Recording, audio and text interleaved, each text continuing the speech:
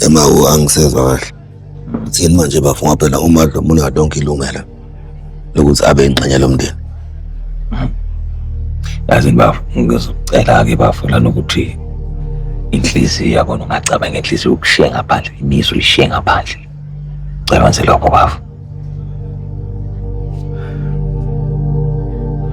Bafu. Lo muntu unamashares amakhulu kule nkampani. Kumele akhishwe. Hayi kahle bhuti. Hayi ngeke ngivumi. Yabona nje lento le angiyithandi ke manje uthi yaphi yonke lento le. Angiyithandi ngempela bhuti.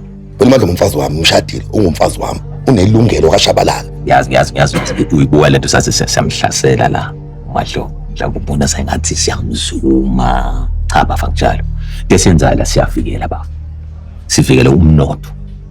Ifa la kuShabalala leli ubaba ehleze sitshela ngalo ukuthi kumele sidlulisele kubani izikulane nezikulelo. Kodwa phela abafana bami bakaShabalalisi.